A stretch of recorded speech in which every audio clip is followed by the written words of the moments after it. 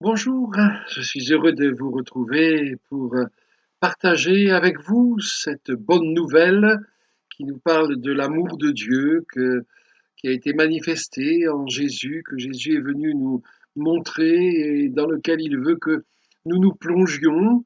Et je voudrais vous parler aujourd'hui d'un petit mot qui change tout. Et c'est un petit mot en français de 4 lettres, M-A-I-S, mais. C'est vrai que souvent on dit, ça peut être négatif, le mais, oh, je voudrais bien faire ça, mais j'ai pas assez de force, j'ai pas assez d'argent, j'ai pas, etc. Et puis, ça peut être aussi positif, bien sûr, et nous allons le voir dans ce sens-là, d'abord de la part de Dieu. Et j'ai choisi une parole que Jésus a donné à un homme religieux de son temps qui s'appelait Nicodème et qui est venu le trouver pour lui poser des questions et pour se laisser instruire par le Seigneur. Excusez-moi, j'ai un chat dans la gorge. C'est dans l'évangile de Jean, chapitre 3, et je vous lis quelques versets à partir du verset 14. Et tout comme Moïse a élevé le serpent dans le désert, il faut aussi que le Fils de l'homme, Jésus parle de lui-même, soit élevé, et là il parle de sa crucifixion, afin que quiconque croit en lui ne périsse pas, mais qu'il ait la vie éternelle. En effet, et c'est le résumé du message de l'Évangile, en effet Dieu a tant aimé le monde qu'il a donné son Fils unique, donc Jésus, afin que quiconque, vous, moi et tous ceux qui le veulent, que quiconque croit en lui ne périsse pas, mais qu'il ait la vie éternelle. Dieu, en effet, n'a pas envoyé son Fils dans le monde pour juger le monde, mais pour que le monde soit sauvé par lui. Celui qui croit en lui n'est pas jugé, mais celui qui ne croit pas est déjà jugé, parce qu'il n'a pas cru au nom du Fils unique de Dieu. Et voici quel est ce jugement. La lumière est venue dans le monde et les hommes ont préféré les ténèbres à la lumière, parce que leur manière d'agir était mauvaise. En effet, toute personne qui fait le mal déteste la lumière, et elle ne vient pas à la lumière pour éviter que ses actes soient dévoilés. Mais celui qui agit conformément à la vérité vient à la lumière, afin qu'il soit évident que ce qu'il fait, il l'a fait en Dieu. Vous avez remarqué, 4 fois ce mot se trouve dans ce texte. Alors, comme je vous le disais, la première orientation de notre partage et de nos regards, c'est bien sûr Dieu, parce que c'est lui qui est le plus important, c'est lui qui tient toutes choses entre ses mains, et c'est lui qui peut agir dans vos cœurs, dans votre cœur aujourd'hui, si vous le lui ouvrez largement. Dieu donc a tant aimé le monde, au verset 16 nous l'avons lu, qu'il a donné son Fils unique, afin que quiconque croit en lui ne périsse pas, mais qu'il ait la vie éternelle. Euh, quand nous étions petits, à notre époque tout au moins, on nous présentait souvent Dieu comme une espèce de père fouettard qui n'attendait qu'une chose, c'est que nous fassions une bêtise pour nous reprendre, pour nous taper sur les doigts et pour nous réprimander. Mais le Dieu de l'Évangile, il n'est pas ainsi. Le Dieu de l'Évangile, c'est un Dieu qui ne demande qu'une chose, que nous venions vers lui pour chercher le réconfort dont nous avons besoin, mais pour chercher aussi le pardon dont nous avons besoin par rapport à tout le mal que nous avons pu penser, dire ou faire, et qui a eu des conséquences plus ou moins néfastes dans nos vies et dans la vie de tous ceux qui nous entourent. Il a donné donc son Fils Jésus afin que nous ne périssions pas, mais que nous ayons la vie éternelle. En effet, il est écrit dans l'Épître aux Romains au chapitre 6 et au verset 23, le salaire du péché, c'est la mort, c'est-à-dire la séparation éternelle d'avec Dieu, mais le don gratuit de Dieu, c'est la vie éternelle en Jésus-Christ, notre Seigneur. Dieu est celui qui répare, Dieu est celui qui change les choses, Dieu est celui qui rend toutes choses possibles, Dieu est celui qui a le meilleur pour nous, qui sait comment nous donner la vie véritable, une vie qui vaut la peine d'être vécue. Et c'est pour cela qu'il nous a donné Jésus. Quelle est notre espérance? Quelle est votre espérance? Est-ce que c'est de recevoir le salaire du péché, c'est-à-dire passer l'éternité loin de Dieu? Ou est-ce que c'est la vie éternelle, ce don gratuit, même si ça semble un pléonasme, mais le Seigneur insiste parce que nous ne méritons rien, nous ne pouvons rien faire pour recevoir cette vie, sinon croire dans ce qui a été accompli à la croix en Jésus. Et si notre espérance, c'est la vie éternelle, alors nous sommes les plus heureux des êtres humains. Quelle est votre réalité, en quelque sorte, parce que c'est pas seulement une espérance, mais c'est une réalité. La parole de Dieu est la vérité. Elle ne mâche pas ses mots, mais elle veut que nous croyions en Jésus, justement pour ne plus être condamnés à mort pour l'éternité, à une mort spirituelle, comme je vous l'ai expliqué, mais que notre réalité, ça soit déjà même ici-bas, la vie éternelle, c'est une autre dimension de vie. On vit avec une espérance et une assurance vivante, et on vit les yeux fixés sur celui qui a tout accompli pour nous sur la croix. Et puis, c'est pas seulement une espérance, une réalité, mais c'est aussi un choix de notre part. Et nous le verrons tout à l'heure en détail, parce que le Seigneur ne nous impose rien, mais il nous laisse la liberté de choisir. Alors, qu'est-ce que vous allez choisir?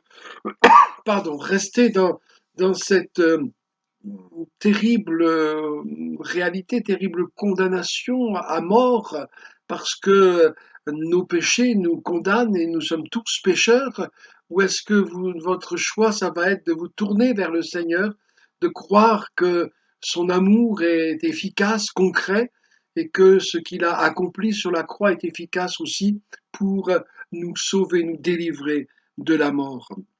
Au verset 17, nous avons lu: Dieu, en effet, n'a pas envoyé son Fils dans le monde pour juger le monde, mais pour que le monde soit sauvé par lui. Vous voyez que en Jésus, tout devient possible, en Jésus, tout devient, comment dire, positif, euh, mais ce petit mais qui vient de Dieu, il est formidable. Et aujourd'hui, le Seigneur veut que, oui, que nous soyons tous dans cette vie.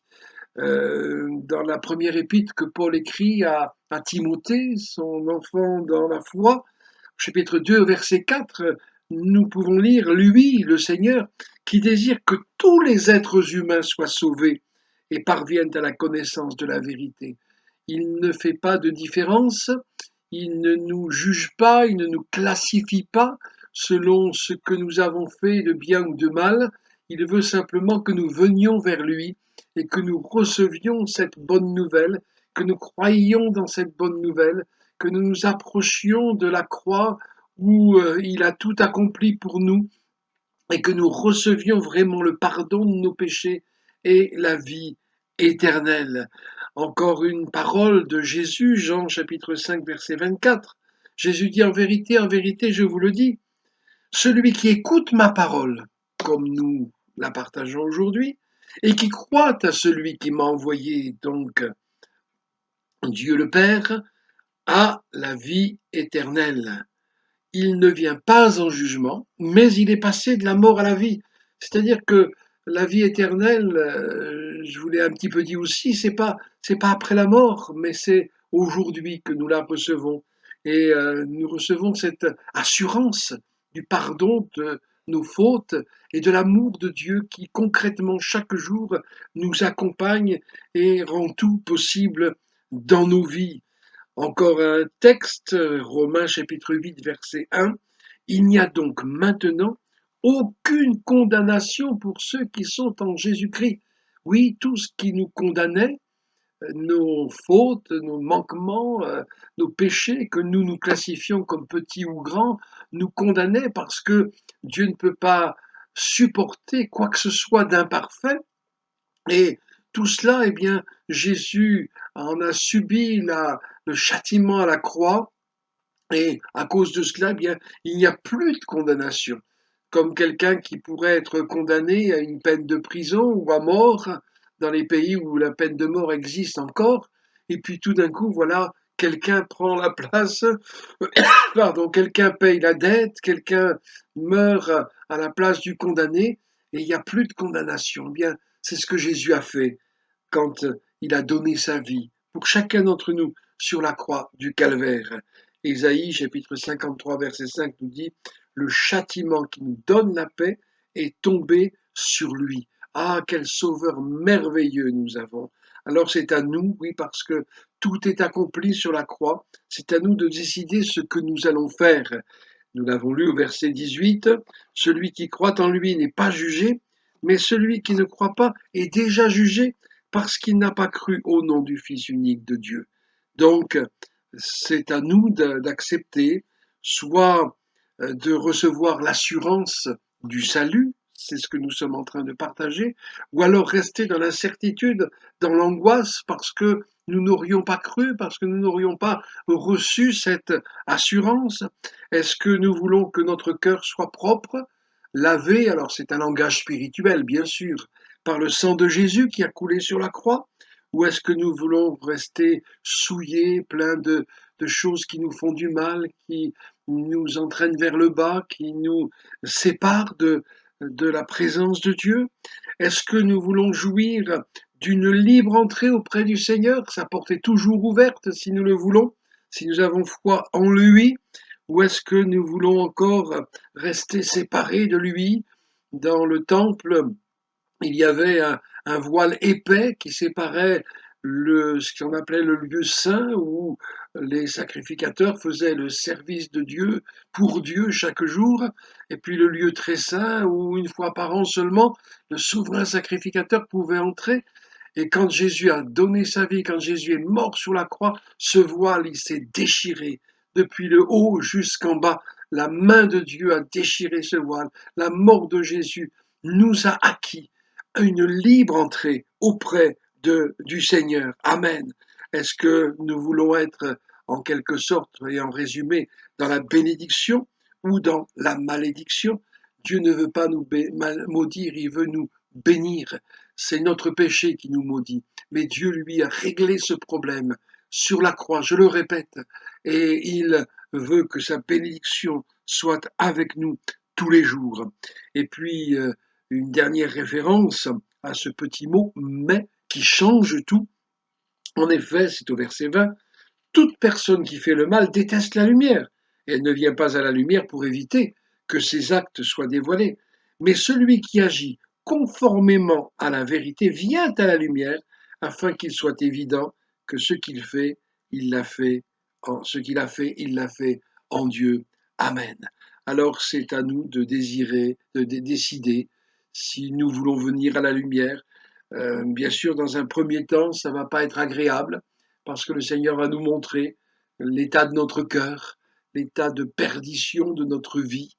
Mais ensuite, eh bien, cette lumière va nous éclairer sur son amour qui a été manifesté à la croix en Jésus, sur sa puissance qui rend tout possible, sur sa sagesse.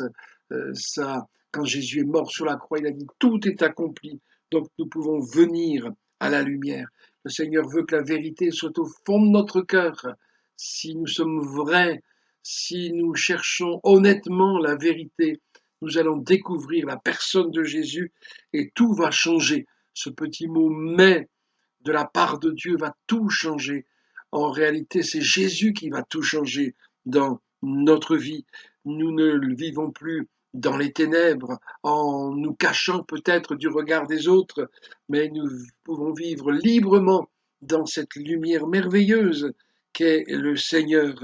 Nous ne sommes plus condamnés par nos péchés, mais nous sommes en route vers la sainteté, vers la vie, vers la ressemblance même au Seigneur Jésus. Amen.